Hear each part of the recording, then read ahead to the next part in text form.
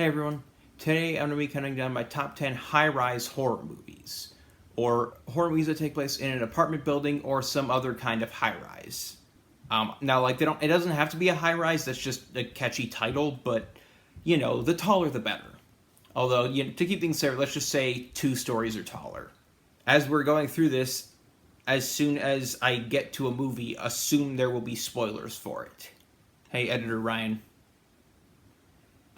Can you just... I don't know how spoilery I'm gonna get, so can you just do what you can in post? Awesome, thanks. Oh, also, Ouija. We don't have to worry about that anymore, do we? Finally! Suzaku! What the? Where's Lelouch? Oh, I think he's outside. Where outside? I don't know. Suzaku? Yeah? Why is there a helicopter outside? What do you mean you don't know how to fly this thing? I mean, I don't really know how to fly this thing. I can't make it any simpler. Then how did we get up here? I don't know, I just started pushing buttons. What did you do? Relax, I've got this under control.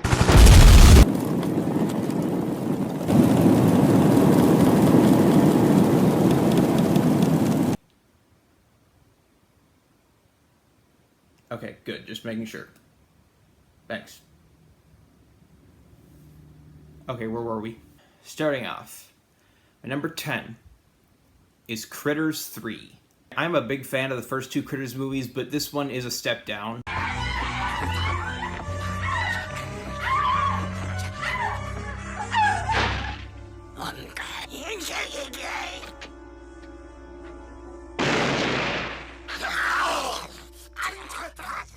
It's not the worst. It's not nearly as bad as 4, but it's still not that good. It is notable for being like an early role for Leonardo DiCaprio, so that was fun to see. The acting is pretty good.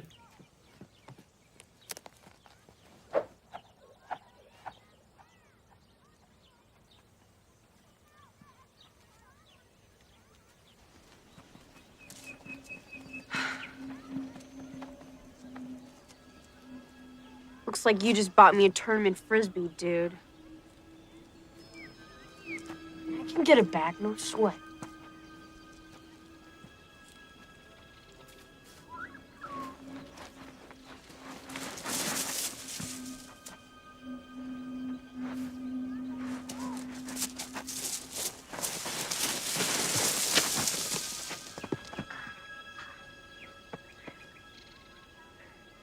What are you guys standing guard? Let's go! Come on, guys, let's go the other way, okay? The change in location is nice, but they don't really do much with it, apart from just giving you something different to look at. So that was nice, I guess. They had a lower budget because they were spreading their budget between 2 different movies, and this between 3 and 4, which were made back to back, I think. They did what they could, and this one ended up being clearly definitively better than 4. The critters still look great. I don't know, this is a very middling horror movie, but it's not good, but it's not awful. It's fine, it's fun, it's enjoyable, it's decent. This movie still has a lot of the fun of the first 2 movies. The critter shenanigans when we get them are all fun as always. But it doesn't stand out as much as the first 2, but it does have some lethal acupuncture, so that was pretty memorable. My score is 2.5 out of 5. Number 9 is Dark Tower. No, not that one. That's the one. This movie is a weird little piece of forgotten horror. It's easy to see why it's so obscure. It had a lot of potential, and there were some genuinely scary bits, but overall it just kind of doesn't quite work. It works reasonably well, but it could have been so much better.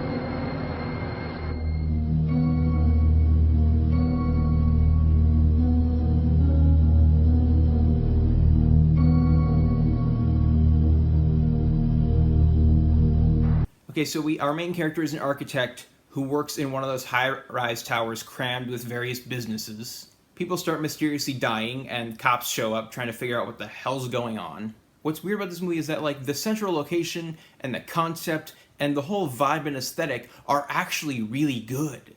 The kills are pretty tame, but they conjure up enough mystery and morbid vibes for you to be like, okay, this is a pretty fun movie. The score is doing a lot of heavy lifting here. It's got a lot of synth going for it, and I think it works very well. So, why isn't it higher? Well, there's just a lot of things holding it back. The script is just meh. Some of the acting is good, some of the acting is just lifeless and bland, and those actors, it seems like they're trying to kill this movie with their lifeless performances. And, I mean, you have Michael Moriarty, who just, from what I've seen of him, he tends to be pretty hammy, so to have him be so restrained in this movie just feels wrong, and it does not work. Like, there are actors who are normally hammy who can pull off a more restrained performance, but it does not work in this movie. It kind of just treads along, being like just engaging enough for you to not turn it off, and then the last 10 minutes things kind of go insane and it's actually awesome. But, I mean, it's good, but like as a whole, it just falls short. My score is 3 out of 5. Number 8 is Troll. Unlike its in-name only sequel, you know, one of the most famously bad movies ever made, this one is actually good. Like, genuinely good. It's nothing great, it's not a masterpiece, but it's good. The acting is pretty solid across the board. The characters who aren't likable are at least entertaining to watch, so that's something. The musical score is great. The practical effects are top-notch. You have Michael Moriarty being his usual weird and entertaining self. He's nice and hammy and it works. You have Julia Louis-Dreyfus running around naked for some reason. This is a movie that is mainly famous for 2 reasons. One, the sequel, which, you know, is Troll 2. So bad it's good, legend. The other is that, well, Harry Potter. Specifically, Harry Potter Sr. and Jr. This was before the Harry Potter books existed. The creature design is pretty awesome. The set design is phenomenal.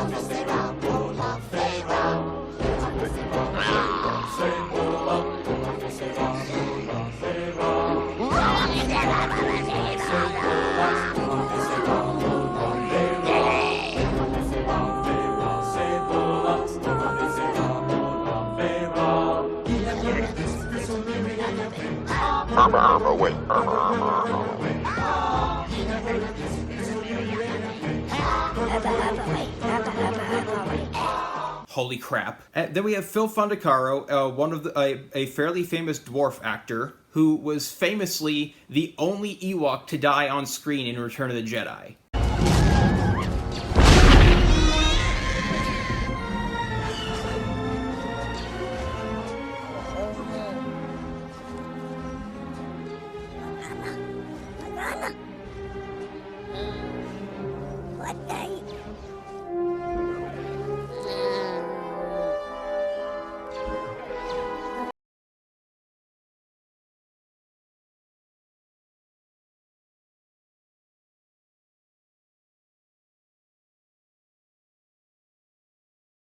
He's in this movie, he is wonderful, and his character also lends to one of the more heartwarming moments in this movie, and I absolutely love it. My score is 3.5 out of 5. Number 7 is The Lift. This movie has an absolutely absurd premise, but it's also a very well-made horror flick that's genuinely tense and suspenseful. So, you know, that kind of makes up for it. This movie is basically Attack of the Killer Elevator, and yet it works. Modern technology gave birth to the lift. But the lift has made itself smarter, stronger, and deadlier.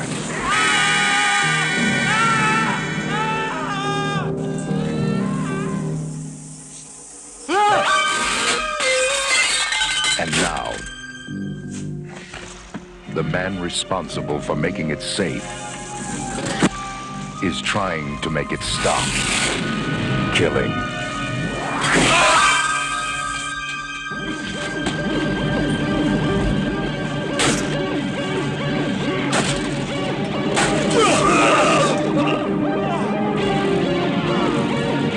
Take the stairs.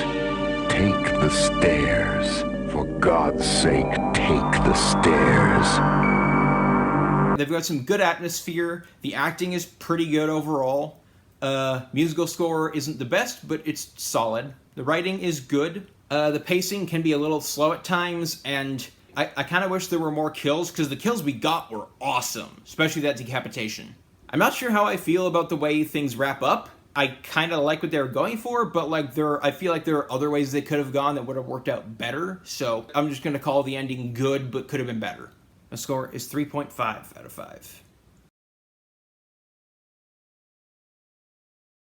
Number 6 is Inferno. No, not that one. That's the one. This comes to us from Dario Argento. This is the second in his thematic trilogy of the Three Mothers, following Suspiria and preceding Mother of Tears. I can safely say it is a much better movie than Mother of Tears, but it is a step down from Suspiria. It has a similarly paper-thin plot. However, the visuals are stunning. The acting is solid across the board. The music overall is great, but there are a couple bits where the music just seems inappropriate, I want to say. Like, it doesn't fit the tone of the scene. Most of it is fine. There's just like a couple bits where it just doesn't work. Pretty basic setup. Dude comes to his sister's apartment building after she goes missing and figures out there's something satanic going on. And so that was done pretty well. Like I said, the plot is very thin, but at least there is a plot. So, you know, that's something. But then, this is Argento. He's never had the most substantial plots. This movie is just very surreal and atmospheric. The characters don't get much characterization, it's just whatever is needed for the story. Most of the story and exposition is confusing and, like, not always directly related to the situations that we're watching. I do not know what price I shall have to pay for breaking what we alchemists call silentium. The life experiences of our colleagues should warn us not to upset laymen by imposing our knowledge upon them. I, Varelli, an architect living in London, met the Three Mothers and designed and built for them 3 dwelling places. One in Rome, one in New York, and the third in Freiburg, Germany. I failed to discover until too late that from those 3 locations, the Three Mothers ruled the world with sorrow, tears, and darkness. Mater Suspiriorum, the mother of sighs and the oldest of the 3, lives in Freiburg. Mater Lacrimarum, the mother of tears and the most beautiful of the sisters, holds rule in Rome. Mater Tenebrarum, the mother of darkness, who is the youngest and cruelest of the 3, controls New York. More so than Suspiria, this movie is just like a series of set pieces tied together by the aforementioned paper-thin plot. Set pieces are basically otherworldly, what the hell? Like, the stories are basically just like otherworldly colored light shows and slow burn anticipation of bodily harm, which, in that regard, it's very successful. It's all basically tied together by the basic concept of evil Art Deco building. My score is 3.5 out of 5. Number 5 is Rec 2. This movie is a step down from the first Rec, but it's still a very good sequel, and it helps that, like, pretty much the entire creative team from the first movie came back to do this one. This time around, we follow the Spanish equivalent of a SWAT team with their body cams.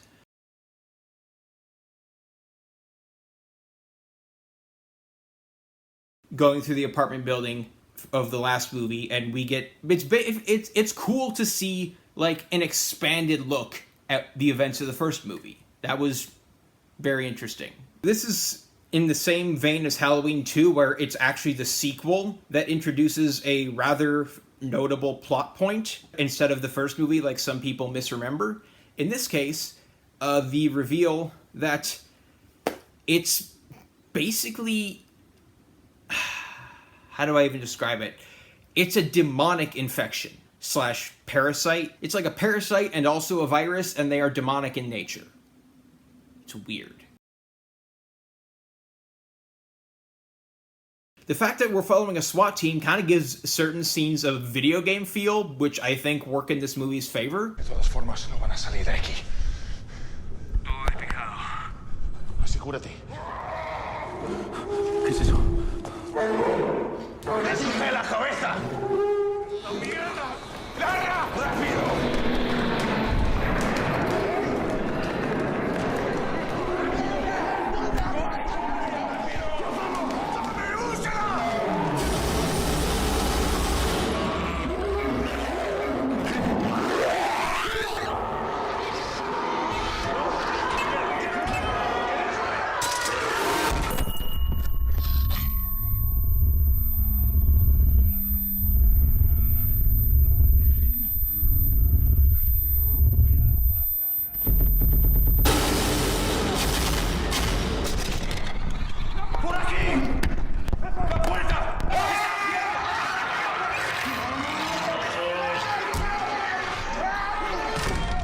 The acting is all solid, no complaints there. The music is about on par with the music from the first movie. There are certain aspects of it, like the reveal that I mentioned earlier, that like aspects of like that kind of take away from the realistic feel of the first movie a little bit, but overall it still works. Like, it's a step down, but it's still fast-paced fun, and I love it.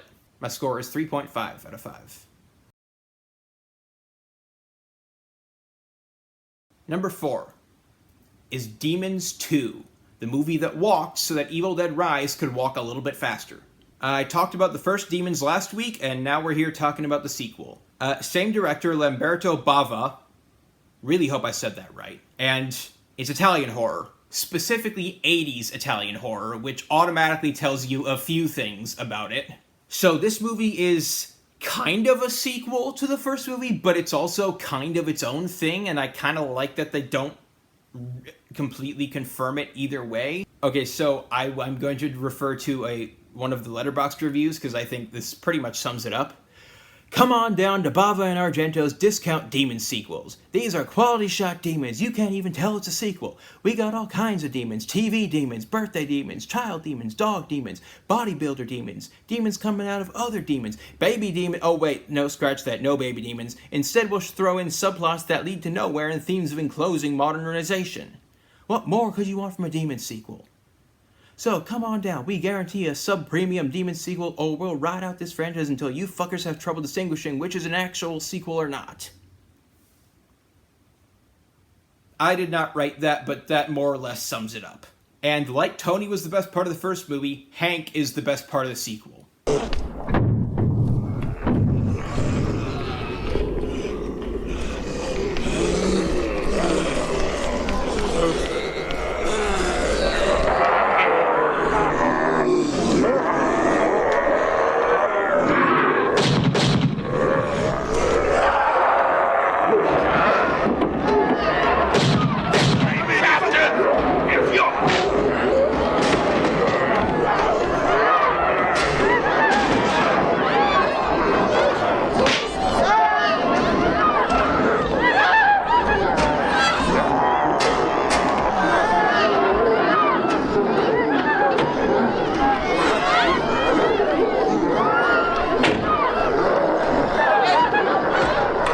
My score is 3.5 out of 5.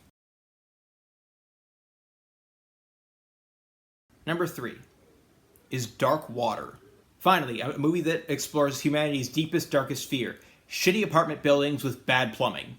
Japanese horror is just as hit and miss as any other country's horror, but this movie is very much a hit. This movie comes to us from the director of the original Ring, or Ringu, and also the director of Ringu 2 and the American version of The Ring 2. So, do with that what you will. He's made other movies too, those are just the ones I've seen. So in this one we have a woman in the midst of an unpleasant divorce moving to an eerie apartment building with her young daughter. The ceiling of their apartment has a dark and active leak. Yeah, this movie, even though like obviously there are cultural differences with this being a Japanese movie and me being American, there are some things that are universal, and those are the things that helped me connect with this story.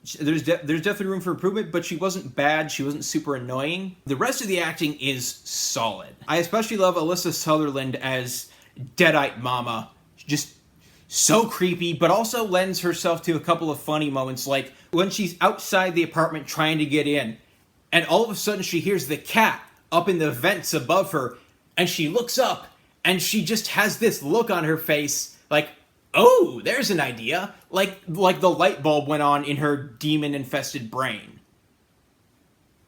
And so, yeah, there's definitely more humor here than there was in the remake, so that's also nice to see.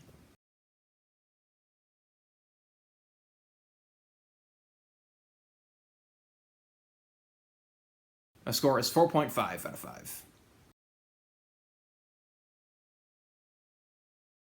Finally, my number 1 is Wreck. This is genuinely one of the best found footage movies of all time. Quarantine is decent, but this movie is just genuinely great. The acting is so damn good. All of the performances feel genuine. They do such a good job of establishing the layout of the apartment building.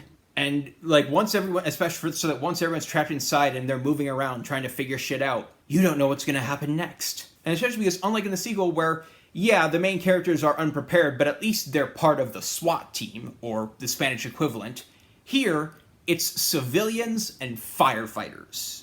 ¿El perro se llamaba Max?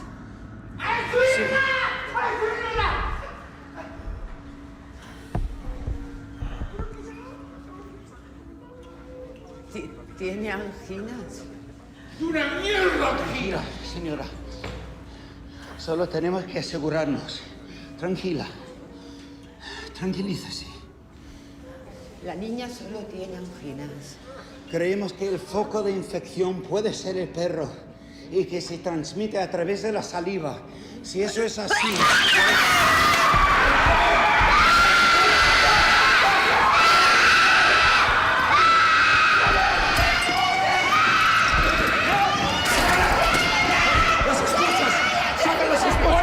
The secrets to this movie's success are fairly simple. Keep it scary and move it along at a brisk pace. It never drags, and we are invited to essentially connect the dots along with the characters as they work their way up to the finale. And oh my, that finale. Goddamn. And also, this movie has jump scares, but the jump scares actually work. It's not always about the build-up, sometimes it's about when you're not expecting it, but they're earned, is my point. They're earned and they're executed properly. My score is 4.5 out of 5.